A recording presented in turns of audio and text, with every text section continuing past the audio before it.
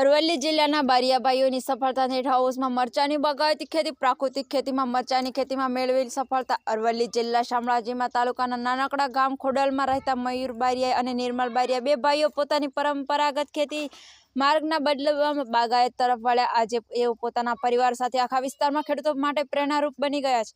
ઘણા વર્ષોથી બારિયા પરિવાર પરંપરાગત ખેતી કરતો હતો, જેમાં હવામાન અનિયમિતતાના નાશક ઉપલબ્ધ અને બજારની અનિયમિતતાના કારણે નુકસાન વારંવાર થતું હતું, પરંતુ મયુરભાઈ અને નિર્મલભાઈએ નક્કી કર્યું કે હવે કંઈક કરવું જોઈએ। તેમણે પ્રથમ વખત બાગાયતી ખેતી કરી આ કાજલ જાતના મરચાની ખેતી કરવાનું શરૂ કર્યું।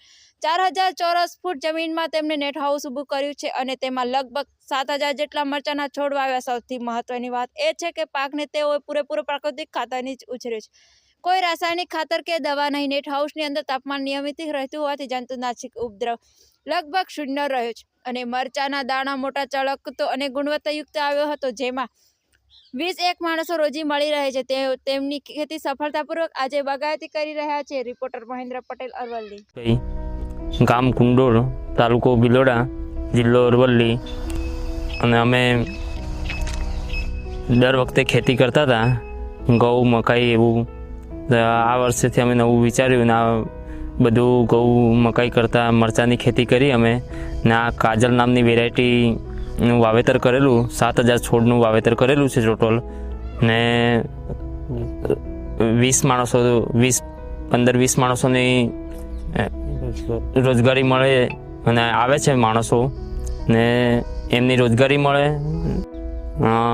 આ નેટ હાઉસ ટોટલ 4000 ચોરસ મીટરમાં કરેલું છે ને એમાં અમે ટોટલ 7000 છોડ વાવેલા છે ને બાગાયતી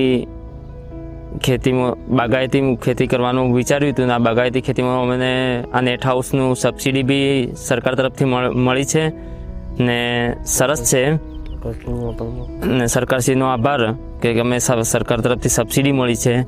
મારું નામ બારિયા નિર્મલ કુમાર જગદીશભાઈ છે, ગામ કુંડોલ। અમે 2 વીઘામાં મરચાની ખેતી કરી છે, બરાબર। સારું એવું ઉત્પાદન મળ્યું છે અને એમાં કોઈ પરંપરાગત ખેતી છોડીને આવી કોઈ ખેતી કરવાથી સહાય પણ સરકારશ્રી આપી છે, એમનો પણ આભાર માનું છું અને બાગાયતી વિભાગને પણ સારું એવું આભાર માનું છું।